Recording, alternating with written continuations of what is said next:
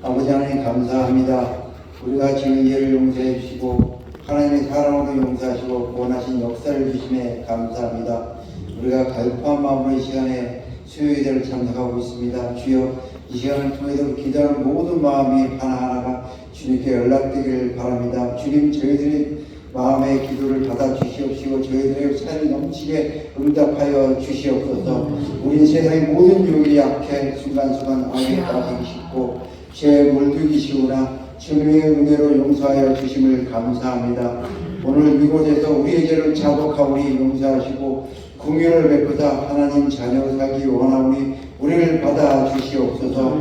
하나님이 가르쳐주신 지혜로운 길 바른 길로 걸어가는 우리의 발걸음이 되기를 원합니다. 혹시나 죄로 인해 굳어진 마음이 있다면 주님의 거룩한 말씀으로 우리의 마음을 새기며 채워주기를 소원합니다. 또한 늘 주님의 성령이 충만하여 주님만 바라보고 전진하오니 낮이나 밤이나 눈동자처럼 지켜 주시옵소서.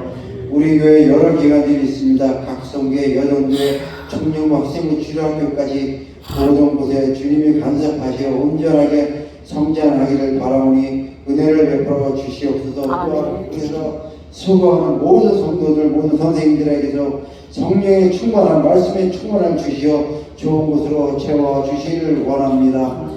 또한 교회 안에 몸이 푸는 하루들이 많이 있습니다. 수술한 가운데 있고 몸이 편하여 교회를 하고 타고 논다운 이런 여러 성도들이 있습니다. 주님께서 하나님 뜻이 무엇인가를 가려하게 하시고 중유를 베푸사 치유의 성령으로 온전케 하시어 같이 주님을 예배할 수 있도록 도와주시옵소서. 어려울 때일수록 기도와 찬양으로 하나님을 경외하는 시간을 허락하자 성령이 떠나지 않게 하여 주시옵소서. 오늘 말씀을 전하신 조영기 목사님의 입술을 주장하사 우리에게 좋은 말씀의 씨앗이 되게 하시고 우리는 마음을 열어 좋은 밭이 되어 10배, 100배 이상의 성령의 열매가 맺기를 원합니다. 모든 시간을 주님께 맡깁니다. 예수 그리스도의 이름으로 기도하옵나이다. 아멘. 성경 말씀 요한복음 11장 17절에서 27절의 말씀입니다. 제가 성경 신약성경 165쪽에 있는 요한복음 11장 17절에서 27절까지의 말씀입니다. 같이 받도록 하겠습니다.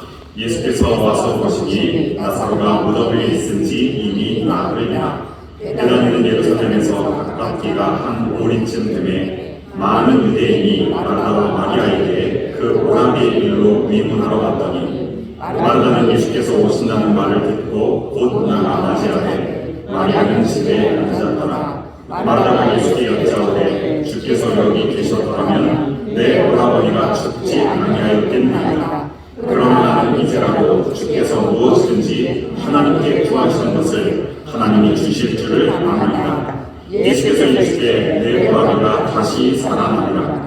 마르다가 이르되 마지막 날 구할 때에는 다시 살아날 줄을 내가 아나이다. 예수께서 이르시되 나는 부활이요 생명이니 나를 믿는 자는 죽어도 살겠고 무릇 살아서 나를 믿는 자는 영원히 죽지 아니하리니 이것을 내가 믿느니라. 이르되 주여 그러하리이다. 주는 그리스도시요 세상에 오시는 하나님의 아들이신 줄 내가 믿나이다. 아멘.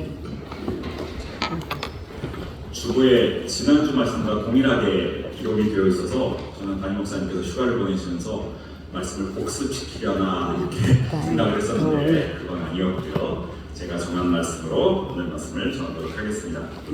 우리 현대인들의 특징, 특별히 한국인들의 특징이라고 하면 뭐라고 얘기할 수 있을까요? 바쁘고 지쳐있고 피곤하다 이렇게 말할 수 있을 것 같습니다. 오죽하면 백수가 어떻게 된다고 합니까?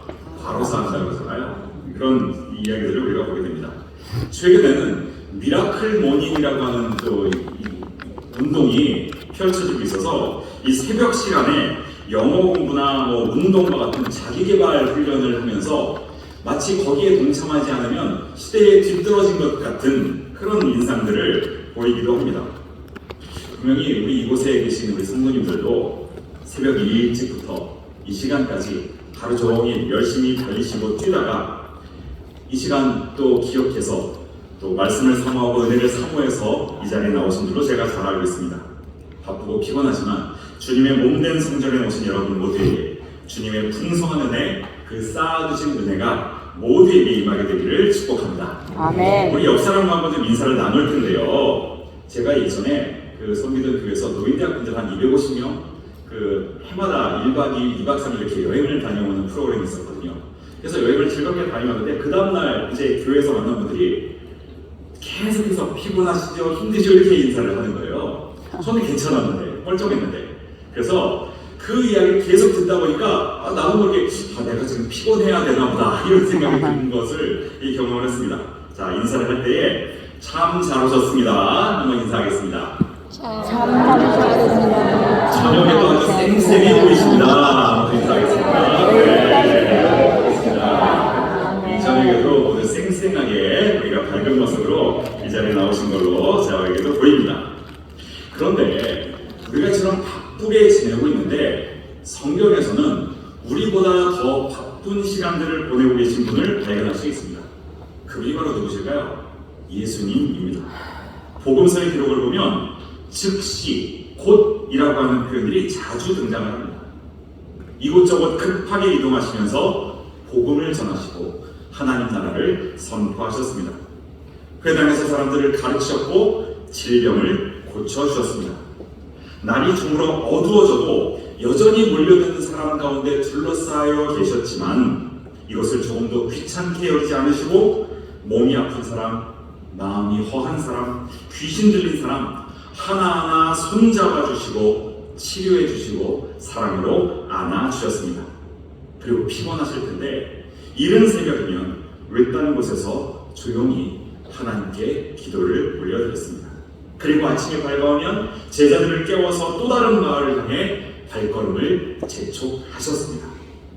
그야말로 눈코 뜰 새 없이 바쁘고 머리 기댈 곳 하나 없는 생활이 바로 우리 주님의 모습이셨습니다. 예수님께서 왜 이런 생활을 하셨을까요? 사서고생도 이런 고생이 어디 있습니까? 그 이유는 자신에게 남은 시간이 조금밖에 없다는 것을 알고 계셨기 때문입니다. 이제 얼마 후면 십자가에 못 박혀 돌아가시게 될 것을 알고 계셨기 때문에 1분 1초도 허투루 사용할 수 없었던 겁니다. 여러분 만약에 나에게 주어진 시간이 얼마인지를 안다면 어떠시겠습니까? 지금과 똑같이 생활할 수 있을까요? 내가 앞으로 1년 후, 6개월 후, 한 달 후에 이 세상을 떠나 하나님 품으로 간다는 것을 알게 된다면 우리는 완전히 다른 삶을 살게 될 것입니다. 그래서 저는 그런 생각이 듭니다. 우리는 누구나 시험 후 인생을 살고 있습니다. 다만 그 마지막 때가 언제인지 내가 모를 뿐이지 누구나 다 하나님의 정하신 때가 되면 이 세상의 모든 것들을 내려놓고 하나님께로 갈 수밖에 없는 존재라고 하는 사실이죠. 그런데 오늘 본문 말씀을 보니까 이처럼 바쁘게 사역을 하시는 우리 주님께 안타까운 소식이 하나 전해지게 되었습니다. 바로 나사로 가정의 이야기입니다. 이 가정에는 부모가 계시지 않습니다. 오빠 나사로와 누이 동생 둘 마리아와 마르다로 이루어진 가정이었습니다. 삼남매가 서로를 의지하며 연약하지만 그리고 서로에게 힘이 되면서 지내고 있는 가정이었습니다. 이 가정의 대들보와 같은 그 사람 오빠 나사로에게 중한병이 걸렸다는 소식이 예수님께 전해지게 되었습니다. 혹시 이런 위기 상황 가운데 놓여있다고 생각되시는 분 계시지 않습니까? 나사로처럼 기둥과 같은 사람이 질병으로 쓰러졌거나 실직하게 되었거나 내가 모든 희망을 걸고 있던 사람으로부터 배신을 당하게 되었거나 인생의 중요한 진로와 계획에 차질이 생긴 사람이 있다면 오늘 이 나사로 가정의 모습을 통해 귀한 교훈과 깨달음을 얻을 수 있기를 부탁을 드립니다. 언제 어느 때 위험한 상황이 생길지 모르는 이 험한 세상을 살고 있는 우리 모두에게 오늘 말씀을 통해 고난에 대처하는 우리의 자세를 발견할 수 있는 시간이 될 수 있기를 축복합니다. 아멘. 성경은 먼저 이와 같은 위기와 고난이 닥치게 되면 무엇보다 먼저 무엇을 하라고 할까요? 기도하라라고 가르쳐주고 있습니다. 야고보서 로마서에 그 말씀들이 나와 있는데 야고보서 5장의 말씀을 한번 같이 한번 보겠습니다. 13절부터 16절까지 말씀 같이 읽습니다. 시작. 너희 중에 고난당하는 자가 있느냐 그가 기도할 것이요 즐거워하는 자가 있느냐 그는 찬송할 뿐이라. 너희 중에 병든 자가 있느냐 그는 교회의 장로들을 청할 것이요 그들은 주의 이름으로 기름을 받으며 그를 위하여 기도하시니라. 믿음의 기도는 병든 자를 구원하니 주께서 그를 일으키시니라. 혹시 죄를 범하였을지라도 사하심을 받으리라. 그러므로 너희 죄를 서로 고백하며 병이 낫기를 위하여 서로 기도하라. 의인의 강구는 역사하는 힘이 크니라. 아멘. 이처럼 어려운 때일수록 특별히 병에 걸렸을 때 주님을 찾고 하나님을 부르짖으라. 그리고 서로 중보하며 기도해라. 그것에 역사하는 힘이 크다라고 성경은 우리에게 분명히 가르쳐주고 있습니다.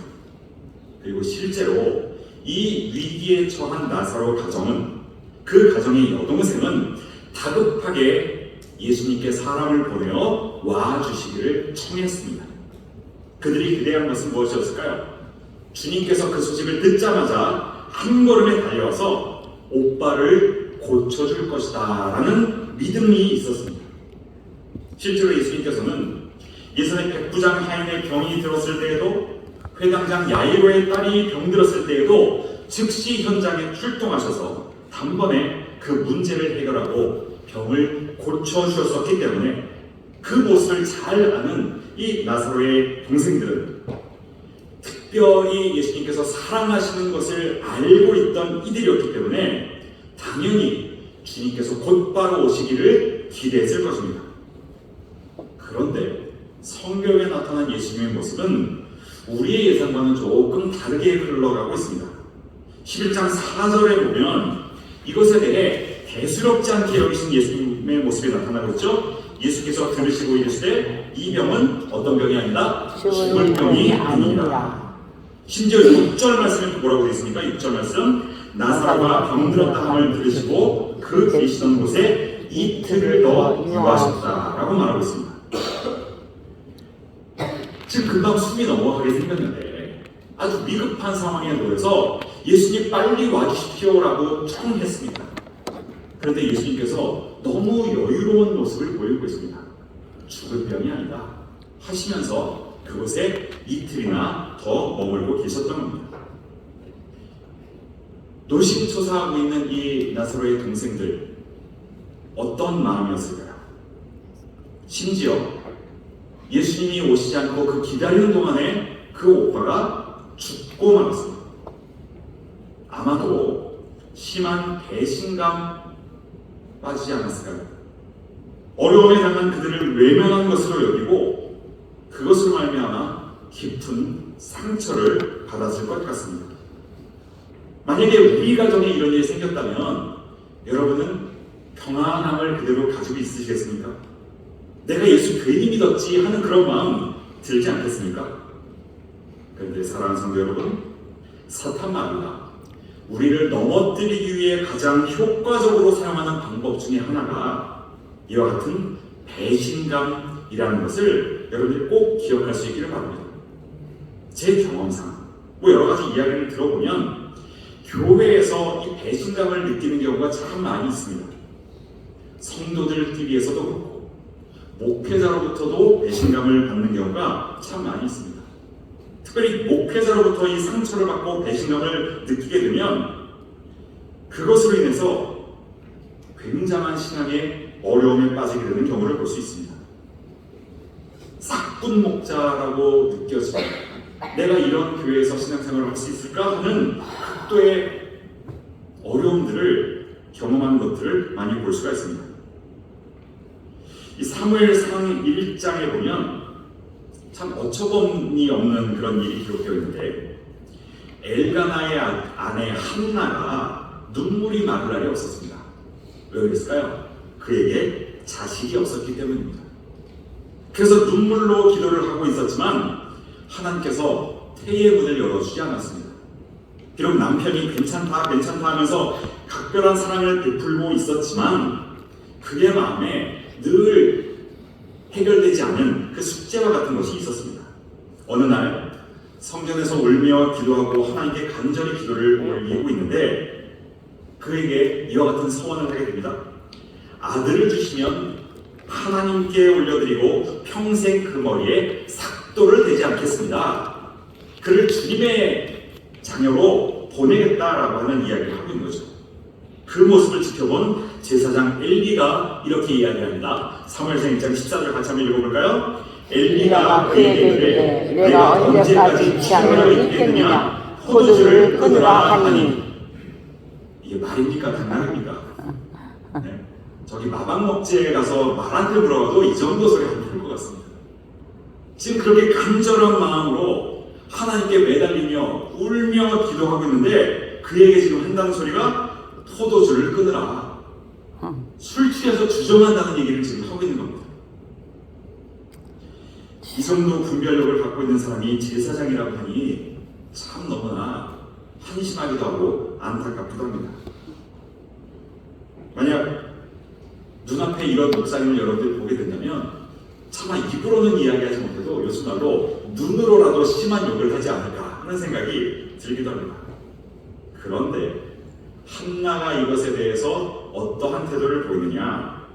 아마 저 같으면 안 그래도 울고 싶은데 제 뺨을 때리시는군요 하면서 막 쏘아붙일 것 같기도 한데 한나는 차분하게 자신의 상황을 설명하고서는 제가 술을 마신 것이 아니라 마음이 슬퍼서 그렇습니다. 하나님께 내 심정을 아뢰는 것일 뿐입니다. 그러면서 당신의 여종, 이 제사장에게 당신의 여종을 이렇게 표현을 하면서 악한 여자로 만들지 마십시오 라고 이야기합니다. 그제서야 엘리 제사장이 상황 판단을 하고 정신을 차리고서는 평안히 가라, 하나님께서 내 기도를 허락해 주시기를 원한다 이렇게 하면서 막 불이 나게 그녀를 돌려보냅니다. 한나는 그제서야 그 정말 엉뚱한 소리를 하고 있는 제사장이었지만 그 이야기에도 위로를 받고 근심을 떨쳐버리고 음식을 먹고 힘을 내었다. 성경은 기록하고 있습니다. 여러분, 그 이후에 이 둘의 그 가정에 어떠한 일이 생겼는지 여러분 아마 잘 아실 겁니다. 엘리 제사장은 자신도 자제력과 판단력을 잃었을 뿐 아니라 자녀 관리에도 실패를 했습니다. 그래서 행음을 일삼고 여호와 앞에 악행을 저지르던 두 아들이 전쟁터에서 죽던 날 눈이 어두워져 보지 못하고 몸이 비둔해진 아버지 엘리 역시 의자에서 떨어져 죽게 되고 합니다. 그가 제사장 된 지 40년째 되던 해입니다.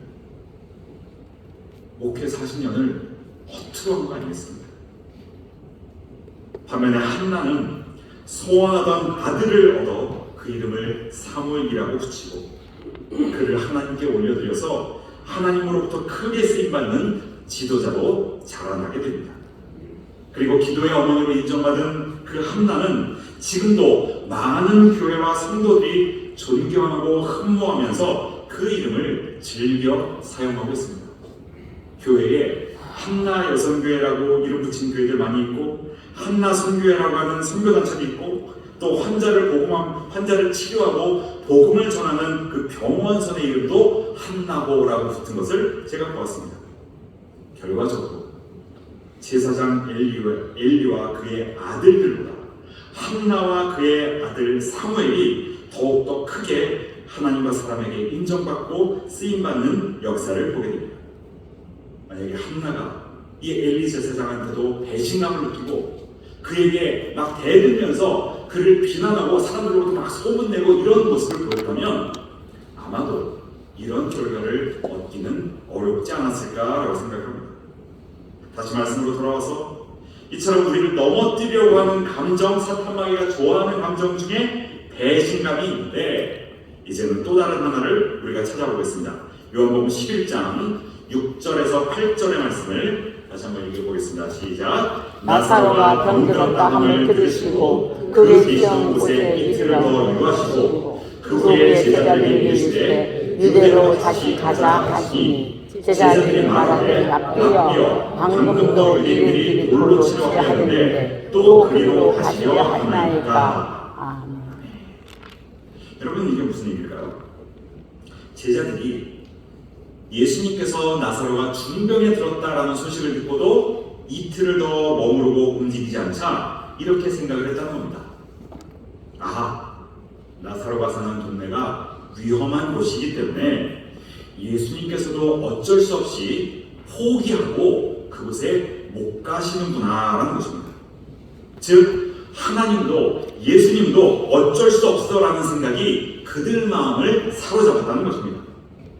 두 번째로 사탄 마귀가 우리를 넘어뜨리려고 하는 감정, 포기와 낙심의 마음입니다.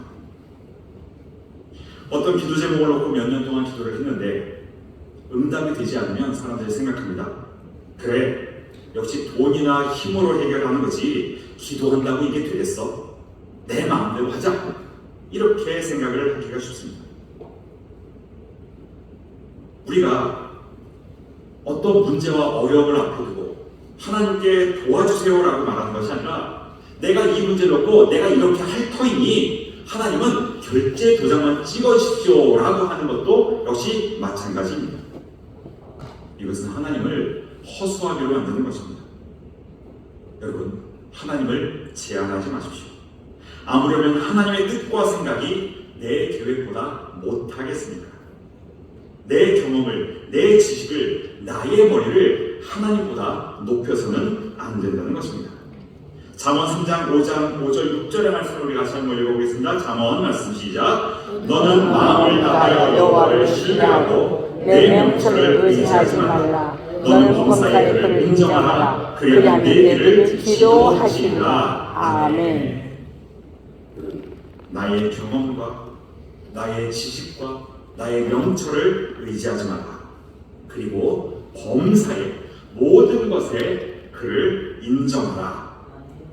그리하면 너의 길을 지도하시리라. 아멘. 바로 이와 같은 믿음을 우리가 소유할 수 있기를 부탁을 드립니다. 하나님께서 나의 길을 지도하시고 나의 길을 인도하시는 그 일들 가운데 우리가 순종하며 나아갈 수 있는 저와 여러분 될 수 있기를 축복합니다. 아멘. 이런 이야기였죠.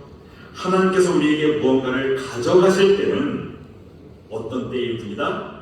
나에게 더 좋은 것을 주시려고 할 때뿐이다. 내가 가진 것 중에 무언가를 주님께서 달라 하시는데 우리는 그것을 막 붙들고 매달리고 움켜쥐고 뿐만 아니라 그것을 가져갔다고 하나님을 막 조롱하고 또는 원망하고 저주하고 있었는데 나중에 알고 보니까 더 크고 좋은 것을 주시기 위해 그와 같이 가져가셨다라는 것입니다. 바로 이것을 믿는 여러분 될 수 있기를 축복합니다. 아멘. 사탄마귀가 우리를 넘어뜨리는 방법 두 가지를 말씀드렸습니다. 배신감 그리고 포기와 낙심의 마음. 갈라디아서에 보면 사탄마귀가 갈라디아 교회를 무너뜨리기 위한 그 방법도 바로 이와 같이 서로를 이간질시키는 것이었습니다. 성도들로부터 사도 바울을 의심하게 만들었습니다. 그의 사도권을 무시하고 선포하는 말씀에 대해 고지듣지 않고 색안경을 끼고 보게 만들었습니다. 이때 그 문제를 해결할 수 있었던 것은 서로에 대한 신뢰 회복이었습니다. 갈라디아서 6장 6절의 말씀을 또 읽어보겠습니다. 시작. 가르침을 받는 자는 말씀을 가르치는 자와 모든 좋은 것을 함께 하라. 아멘. 가르침을 받는 자는, 성도들은 말씀을 가르치는 자와 목회자들과 모든 좋은 것을 함께 하라. 아멘. 저는 여기에서 방점이 좋은 것이 아니라 모든에 있다고 생각합니다. 왜냐하면 우리가 좋은 것만 함께 하라고 하는 것이 아니라 모든 것을 같이 하는 것이죠. 나쁘고 슬프고 안 좋은 것 역시 함께 해야 되는 것입니다. 하나님께서는 모든 것을 합력하여 선을 이루게 만드시는 분입니다. 그렇기 때문에 이것은 내가 판단했을 때 좋은 거니까 목회자만 하고 이건 내가 숨겨야 되겠다는 것들은 나누지 않고 이것이 아니라는 것입니다. 서로 믿고 신뢰하고 격려하고 헌신하고 충성하는 관계가 됨으로써 목회자와 성도 간에 그리고 성도와 성도 간의 오해가 풀리고 교회가 부흥하게 된 역사를 우리는 갈라디아서 성경을 통해 찾아볼 수 있습니다. 제가 예전에 어느 책에서 아주 재밌는 연구 조사를 보았습니다.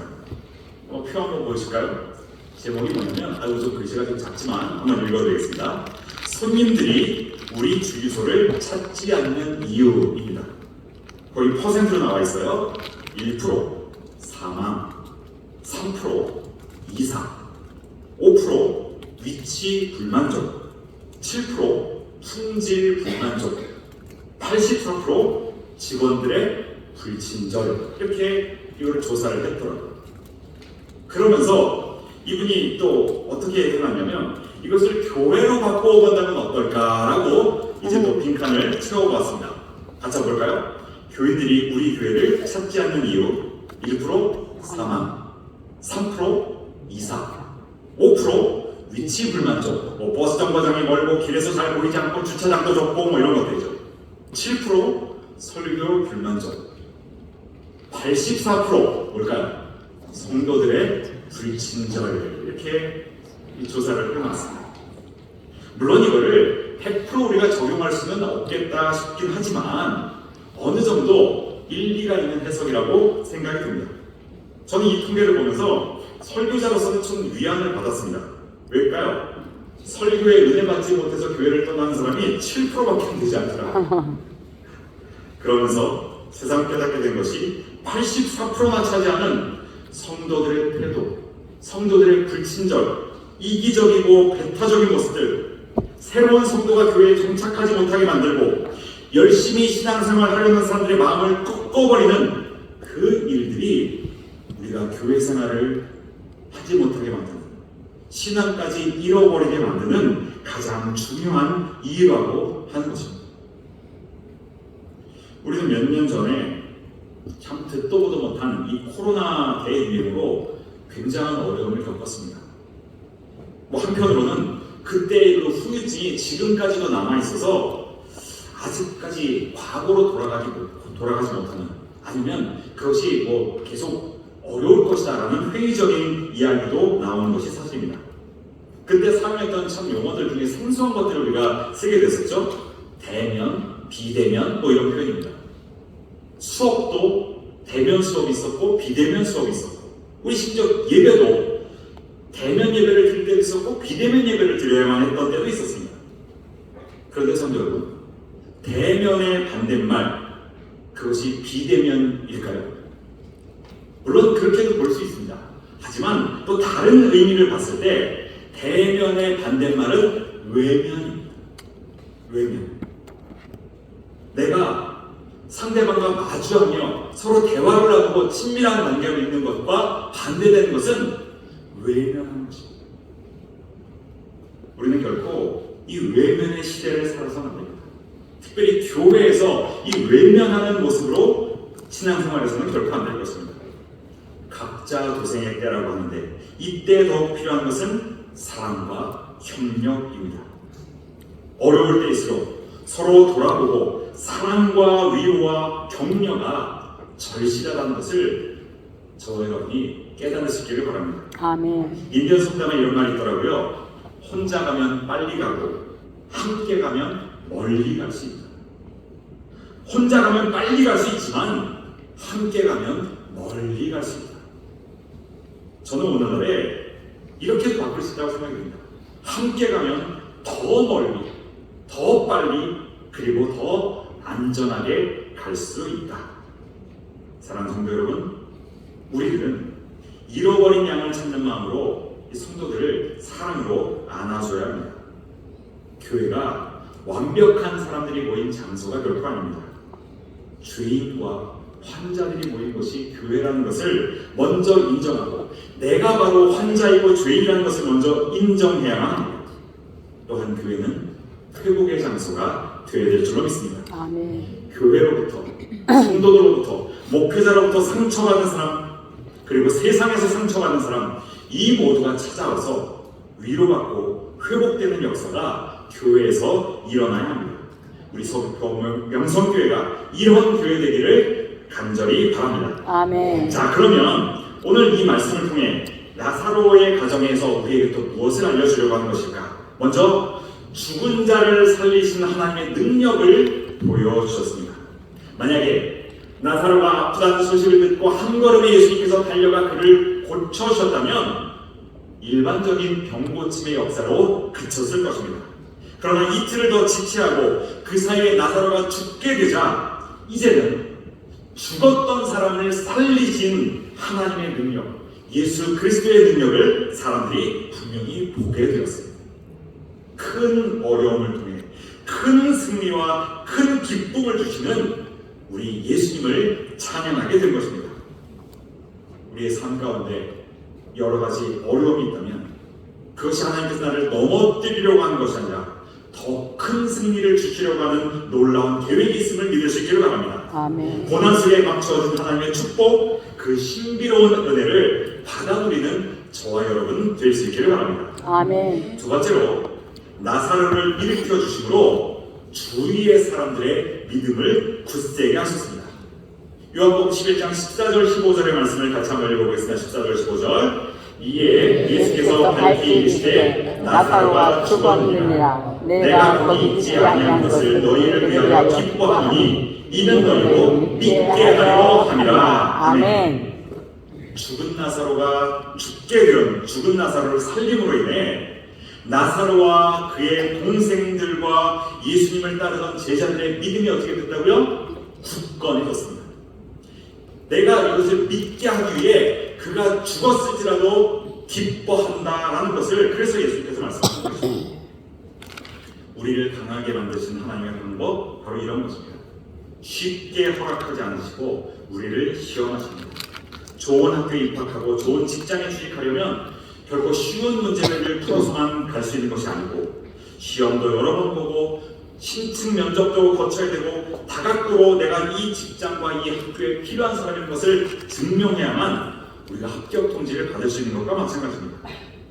나사로와 그의 여동생들은 죽음을 맛보면서까지 주님의 그 놀라운 사랑을 경험했기 때문에 이런 엄청난 테스트를 통과했기 때문에 죽음도 두려워하지 않는 강한 믿음의 소유자가 될 수 있었습니다. 요한복음 11장 25절에서 27절의 말씀을 같이 한번 읽어보겠습니다. 이 말씀을 보면서 나사로의 동생 마르다의 신앙을 우리가 본받을 수 있기를 바랍니다. 25절. 예수께서 이르시되 나는 부활이요 생명이니 나를 믿는 자는 죽어도 살겠고 무릇 살아서 나를 믿는 자는 영원히 죽지 아니하리니 이것을 내가 믿느냐. 이르되 주여 그러하리라. 주는 그리스도시요 세상에 오신 하나님의 아들이신 줄 내가 믿나이다. 아멘.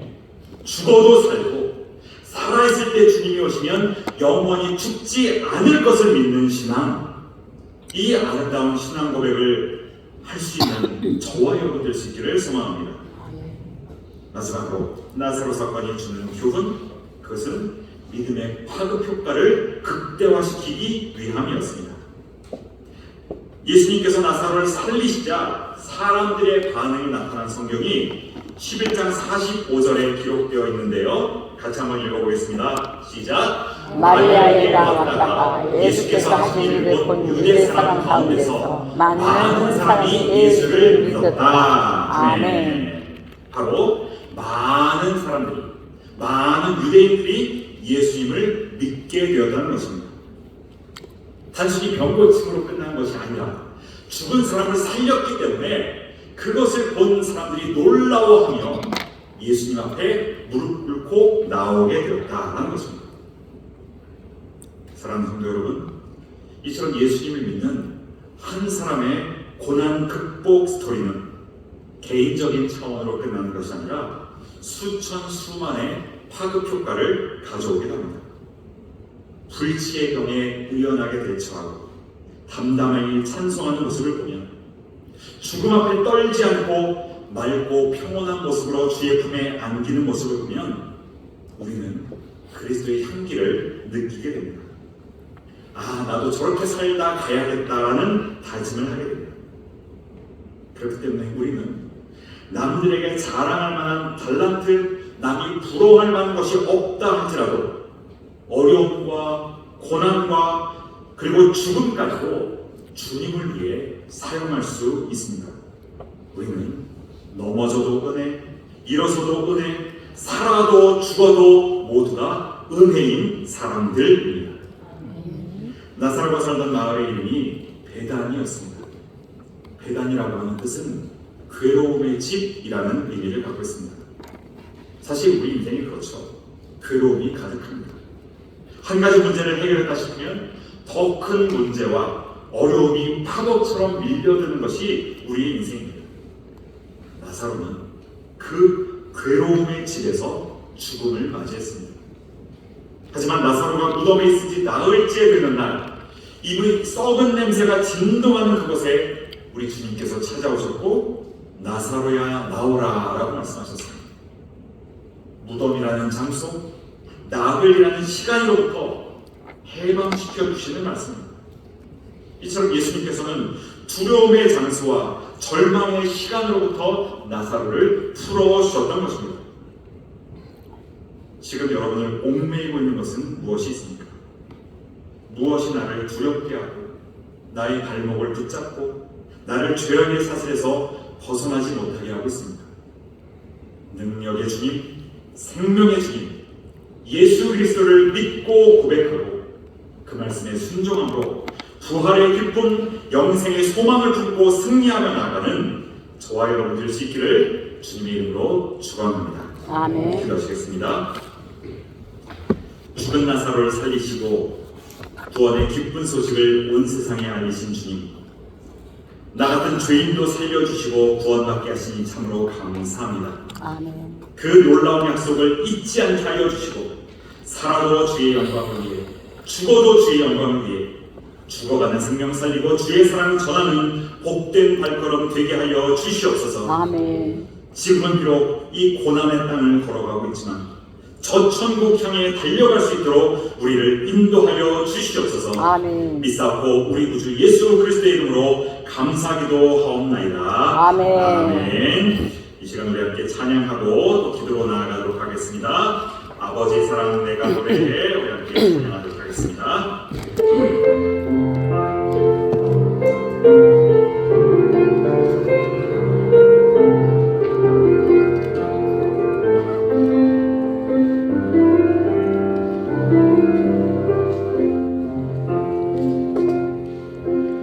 아버지 사랑 내가 노래해 아버지 은혜 내가 노래해 그 사랑 변함없으신 거짓 없으신 성실하신 그 사랑 사랑할 때 꺾지 않으시고 사랑할 때 꺾지 않으시는 꺼져가는 등불 끄지 않는 그 사랑 변함없으신 거짓 없으신 성실하신 그 사랑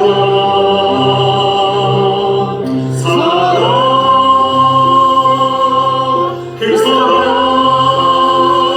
나 위에 죽으신 나 위에 다시 사신 예수 그리스도 다시 오실 그 사랑 죽음도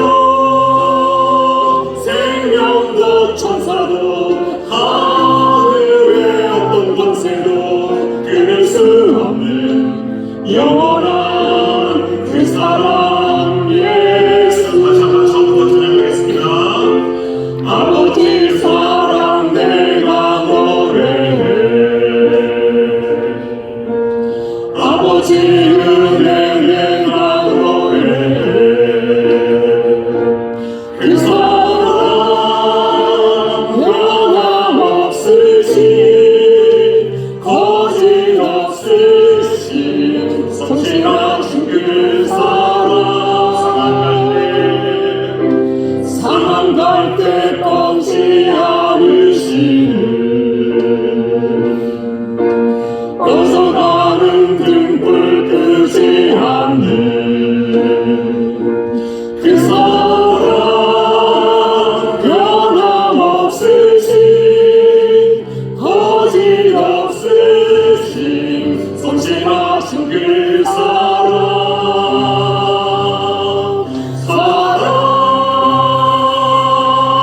그 사랑 날 위해 죽으신 날 위해 다시 사신 예수 그리스도 다시 오실 그 사랑 죽음도 생명도 천사도 하늘의 어떤 권세도 끊을 수 없는 영원한 그 사랑 날 위해 죽으신 그 사랑 날 위해 죽으신 날 위해 다시 사신 예수 그리스도 다시 오실 그 사랑 죽음도 생명도 천사도 하늘의 어떤 권세도 끊을 수 없는 영원한 그 사랑 예수 영원한 그 사랑 영원한 그 사랑 예 또 영원한 그 사랑 찬양합니다 영원한 그 사랑 예수 아멘. 이 시간 우리 함께 기도로 나아가도록 하겠습니다.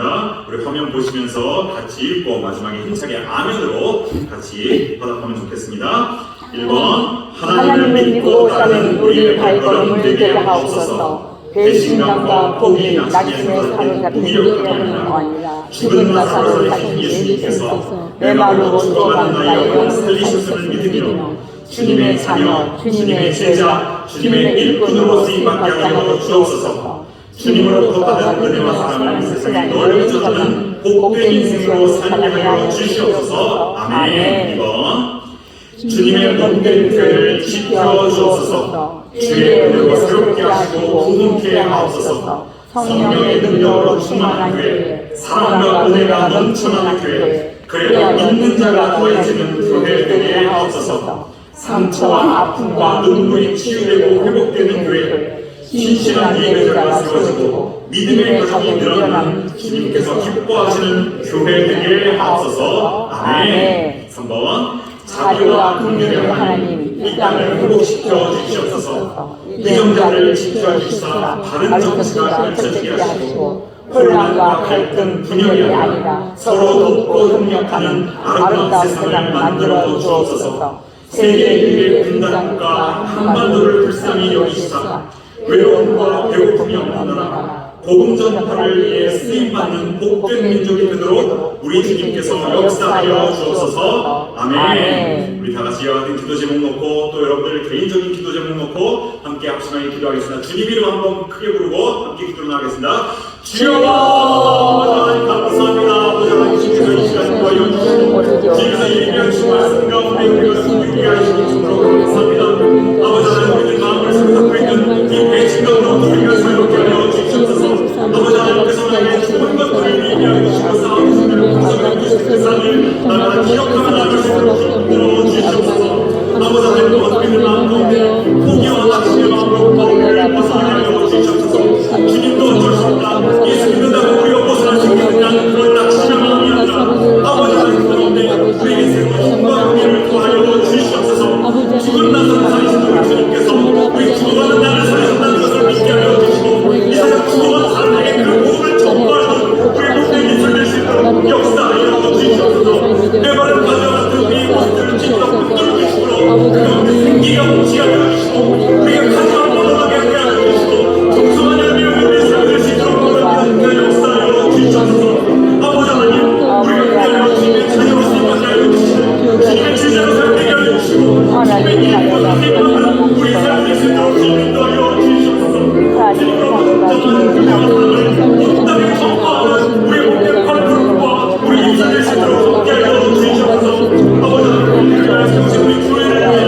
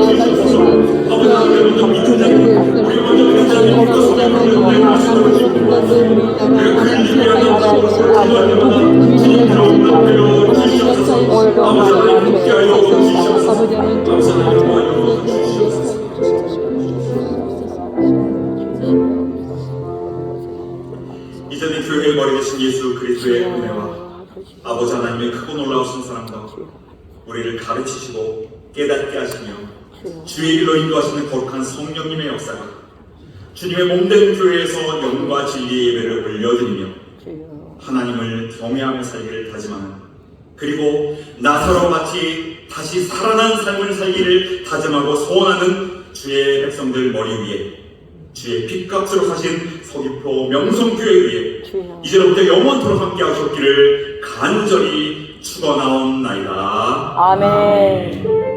감사합니다.